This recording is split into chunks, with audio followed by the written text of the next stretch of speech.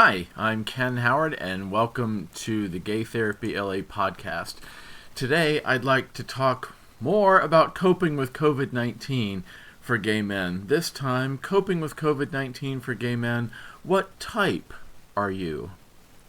Now that many weeks and really months are going by since the initial lockdown or quarantine conditions due to novel coronavirus or COVID-19, I'm seeing a number of patterns emerge among my clients of my therapy and coaching practice as a long-term, 28 years, gay men's specialist.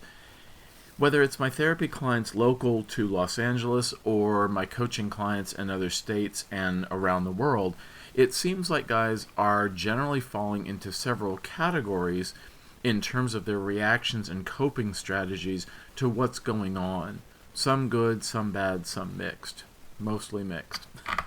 Just like signs of the zodiac, the types are recognizable. I'd like to have a discussion about those types and some general guidance about how we all can cope with the challenges and some rewards of this historically unprecedented COVID-19 era. The challenges that I see among clients emotionally are falling into categories of the predominant mood.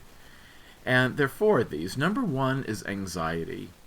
Since gay men have a history in their current generation and historically of societal, legal, and cultural oppression, COVID-19 is just one more thing that might really stress out a gay man as part of the larger LGBT community in the United States or really any country in the world.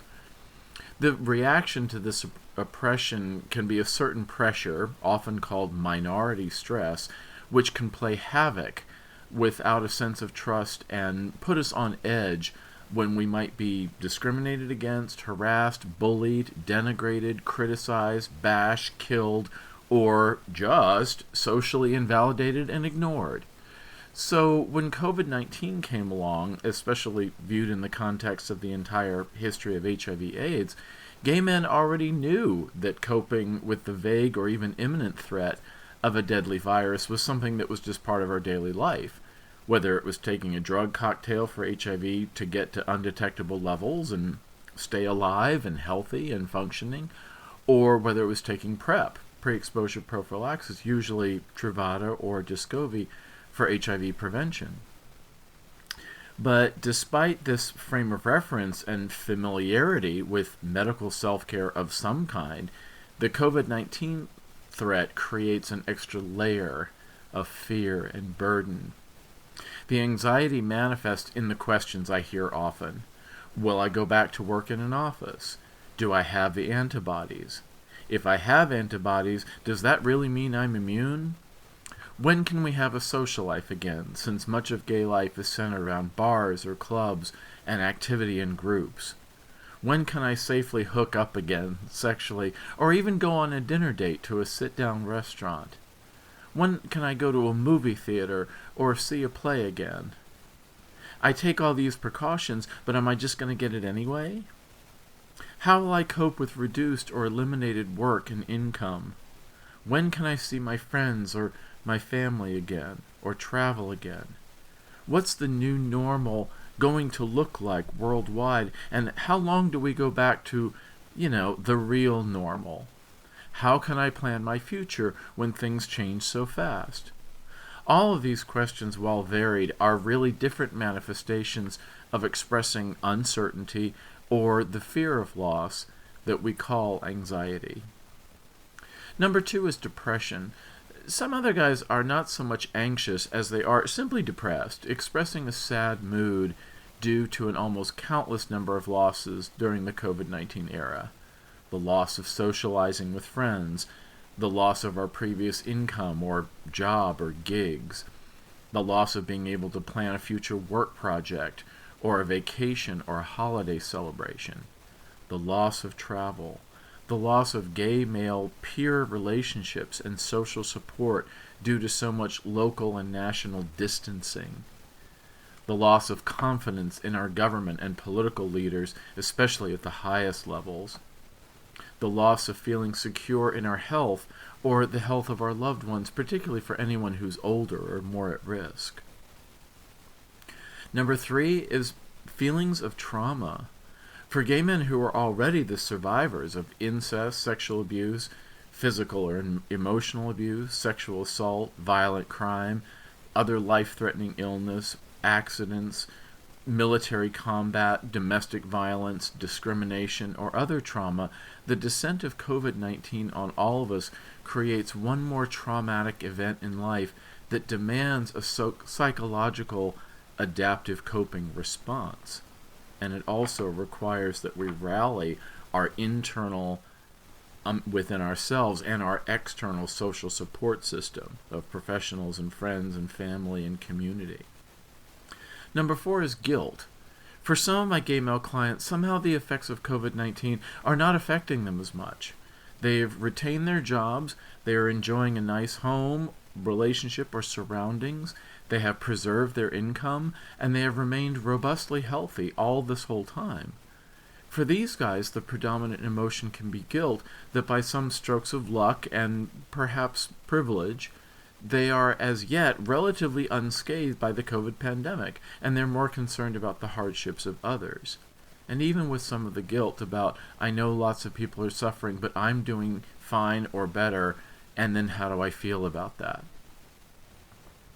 The subsequent behavioral responses to these 4 primary emotions manifest as roles that we tend to adopt. I especially was inspired by roles mentioned originally by one of my clinical social work and coaching mentors and colleagues, Lynn Grodzki, Grodzki. She is an LCSW, licensed clinical social worker, and a master certified coach in Silver Spring, Maryland, in the Washington, D.C. metropolitan area. And she's been an inspiring mentor to me who coaches psychotherapists to have robust practices. That's mainly her business and what her books are about, under all kinds of economic circumstances. And I think her work inspires people, not just therapists and other professionals, but I think anybody who's a self-employed person, particularly in some kind of practitioner of the healing arts. So it was Grodzki who coined the roles that I'm going to discuss in a second that I have adapted for coping with COVID-19 among gay men. She was originally talking about the different types of therapists and how they market themselves and reach the people they want to help. So we might be primarily one of these roles or a combination of these roles. So let's talk about some. There's about 4. Number 1 is the educator. This type helps inform others through Facebook, Instagram, or other social media posts about the current public health guidelines from reliable sources like the U.S. Centers for Disease Control and Prevention in the United States or various United States public health authorities. They cite and repeat information about numbers of cases, numbers of deaths, and current guidelines of what is permissible to do or not do in various state, county, and city jurisdictions. They are a source of information and therefore comfort to their friends and family, and they're good researchers and curators of various news sources, and they are appreciated as a source of everyday guidance.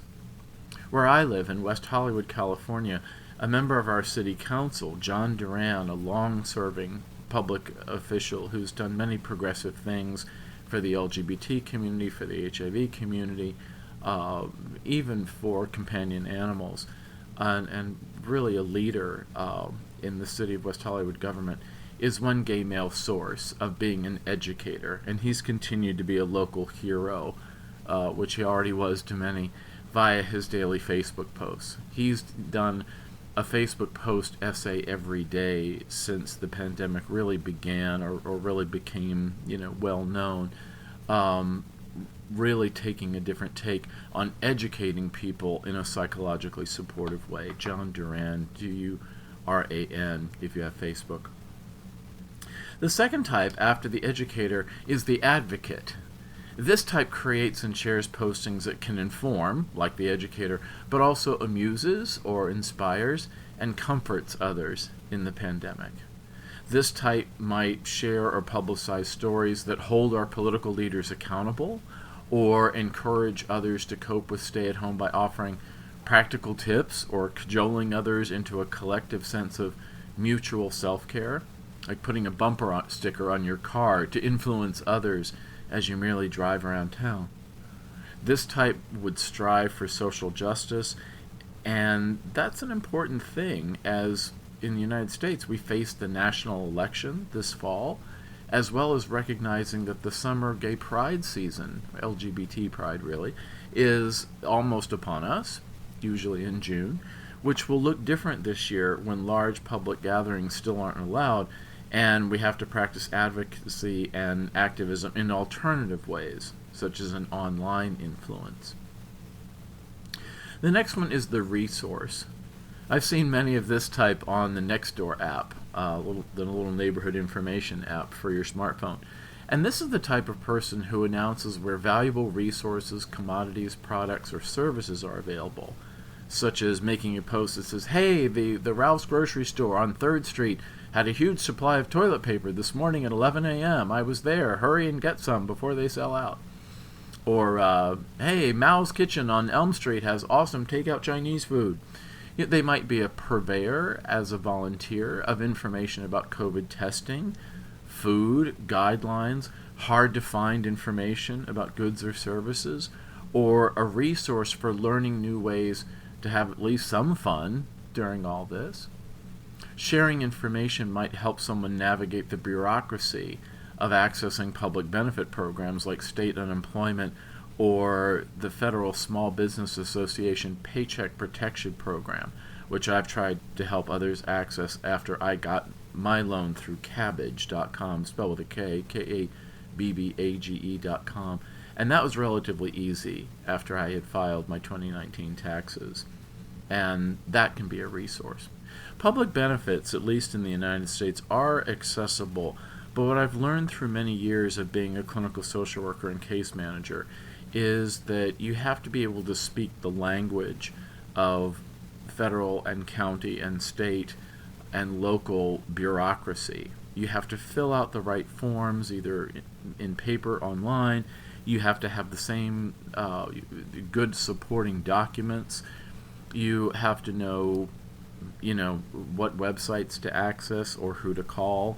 And, it's a skill. Accessing any kind of public benefit, if it's there for people, a lot of times the barrier is not having access to it. Sometimes it just doesn't exist, where people need help that doesn't exist. But a lot of times the American government or the American state governments can help, but you kind of have to play Simon Says and learn, a fairly detailed skill about how to access them. You can find a lot of that online. The next type is the model citizen.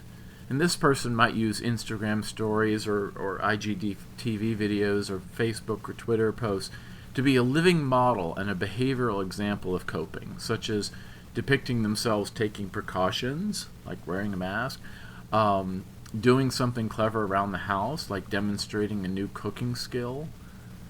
Anthony from the new Queer Eye show has been good at recipe of the day or something. Finding an innovative way to exercise when the gyms are closed, wearing a mask outside, or trying to embody in concrete behavioral terms what optimal coping really looks like for the long term.